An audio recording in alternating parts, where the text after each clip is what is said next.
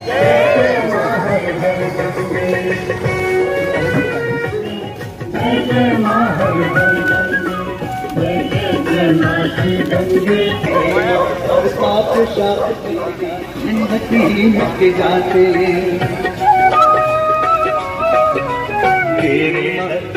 आते घुमाया कर थोड़ा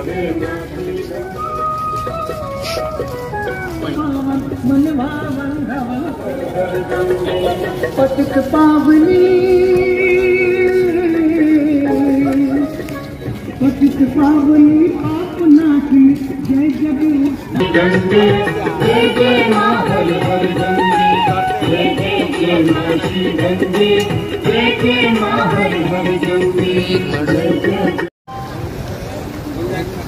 जी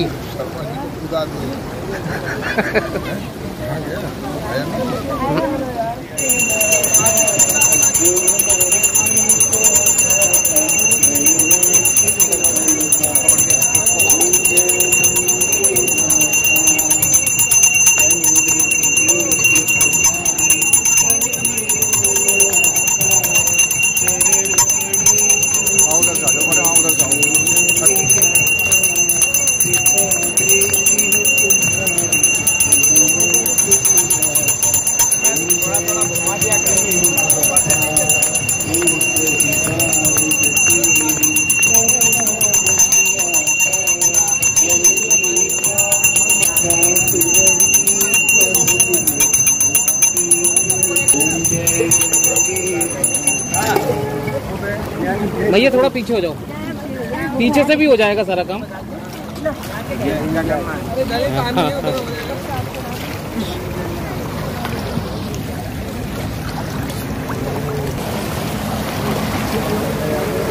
बोले गंगे मैया की जय।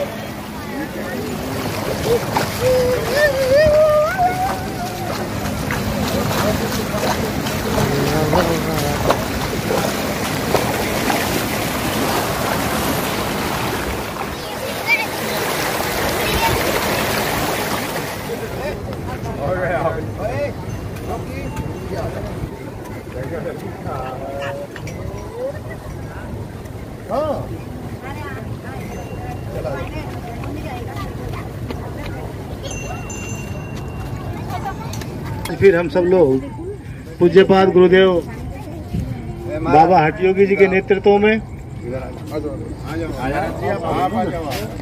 नमामि गंगे संध्या के दौरान पतित पावनी माँ गंगा के तरफ से हम रोज नित्य माँ गंगा का अर्चन करते हैं, पूजन करते हैं, तर्पण करते हैं और आरती करते हैं।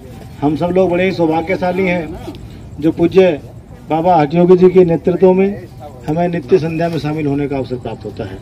आज हमारे बीच में वृंदावन से हमारे पूज्य कथावाचक संतोष दास जी महाराज भी उपस्थित हैं और मैं चाहूँगा कि हमारे बीच में एक संगीतकार भी हैं, तो प्रवचन कम एक संगीत, और आज एक सोलंकी जी का कोई सवाल भी है तो एक सवाल भी करेंगे। पहले संगीत भजन आप करोगे। द्वार धाम की जय, श्री वृंदावन बिहारी लाल की जय। हमारे और आपके समक्ष में सद गुरुदेव भगवान खड़े हुए हैं, इनके सानिध्य में हैं। आज गंगा माँ के आप और हम लोगों को दर्शन हो रहे हैं, ये भी सौभाग्य की बात है। जिस समय भगवान श्री राम गंगा पार करते हुए जा रहे हैं तो केवट माँ गंगा की प्रार्थना करते हैं और कहते हैं, और आप लोग भी पीछे पीछे बोलेंगे, ताली बन जाएगा। मैया धीरे बहो और धीरे बहो मैया धीरे बहो, धीरे बहो मैया धीरे बहो। मेरी नैया में बैठे भगवान गंगा मैया धीरे बहो, मेरी नैया में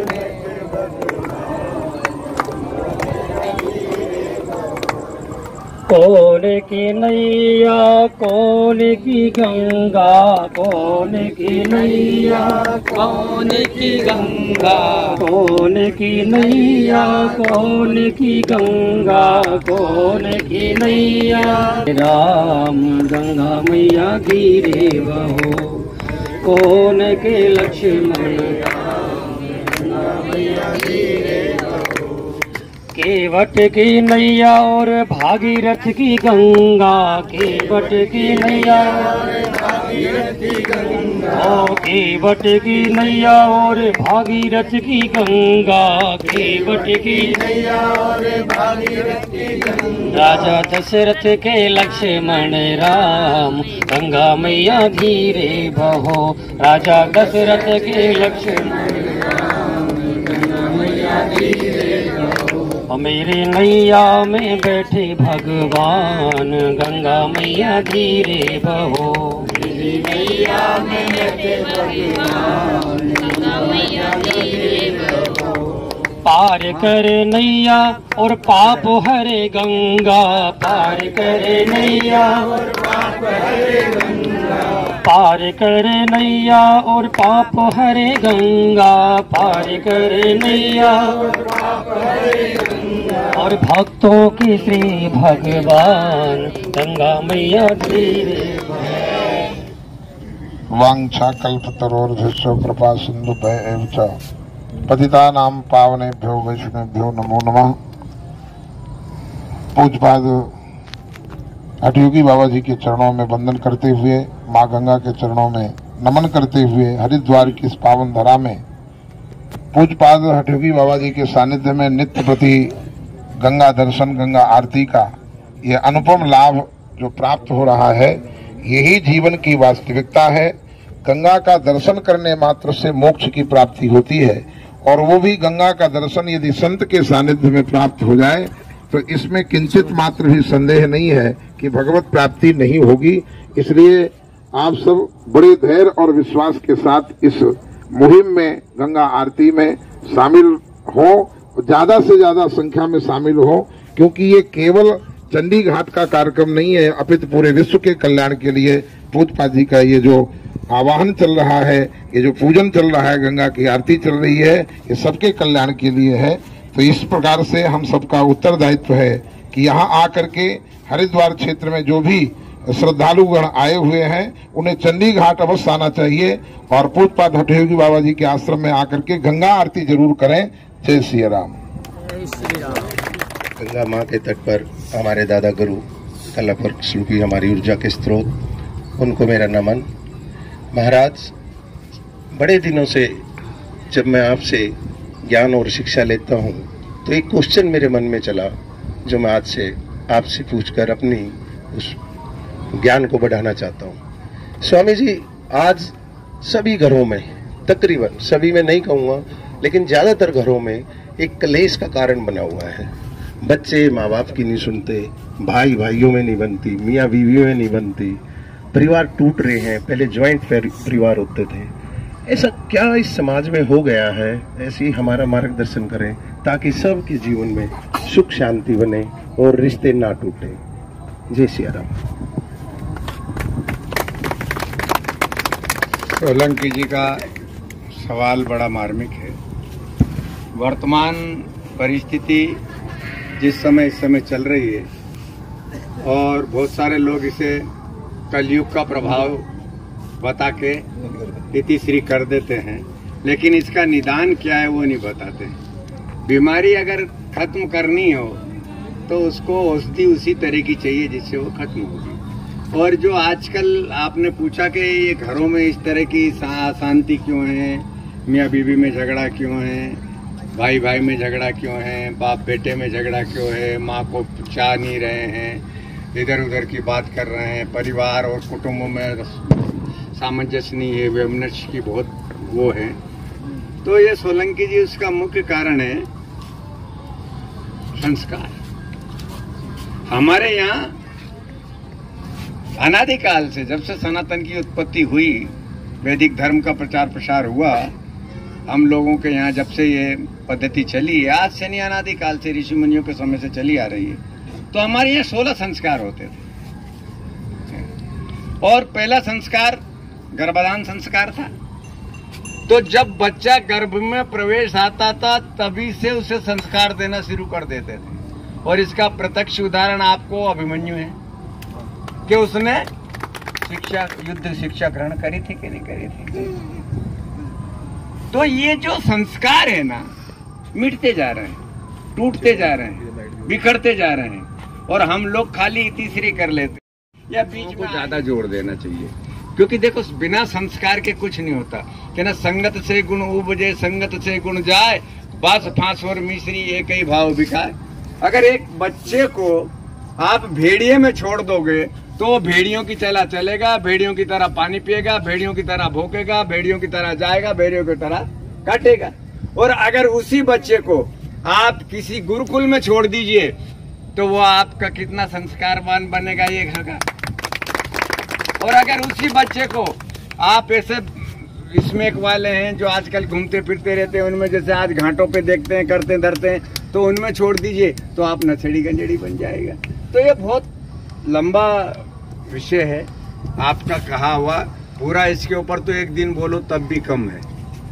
लेकिन फिर भी मैं संक्षेप में कहता हूँ कि जिसने इसकी अगर सबसे ज्यादा जिम्मेदारी है तो हम संत महात्माओं की है कि हम, जैसे मैं संतोष दास जी से भी कहूँगा कि अपने चैप्टर में रोज 5 मिनट का एक एक संस्कार के ऊपर थोड़ा थोड़ा कि आज इसके ऊपर है 16 में से 16 ही संस्कार में जब धीरे धीरे हम अगर बताते रहेंगे तो लोगों को पता चल जाएगा। तो सबसे बड़ी बात है कि हमें संस्कारों को पैदा करना पड़ेगा, और अगर हमारे संस्कार मर जाएंगे तो वो समाज मर जाएगा, और संस्कार जीवित रहेंगे तो समाज एकदम वही विश्व गुरु बनेगा। ये आपका सवाल है। जय श्री राम।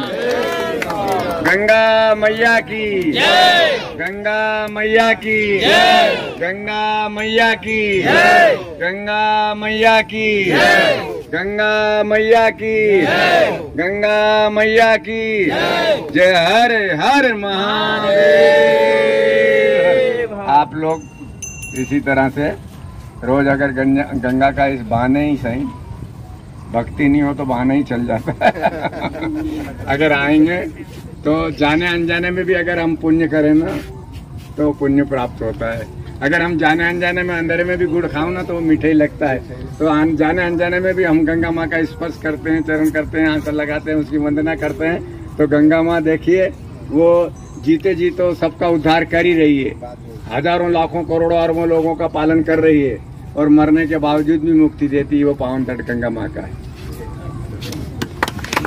बहुत बहुत धन्यवाद। और अभी आप सबको प्रसाद वितरण करेंगे, सब प्रसाद लेकर के लाइन से आते रहो। लाइन से आप इधर को निकलते जाओ, इधर को निकलते जाओ, हटते रहो। उधर जाना, उधर कैमरा, अरे उधर को उधर हाथ में दोनों हाथ, बच्चे दोनों हाथ करेंगे, दोनों हाथ करेंगे बच्चे, दोनों हाथ। पहले बच्चों को, पहले छोटे बच्चों को, पहले छोटे बच्चों को दोनों हाथ बेटा, फिर दोनों हाथ फैलाओ, दोनों हाथ फैला, फिर गंगा दोनों हाथ कर, इधर डालना माइक, इसमें ये माइक डाल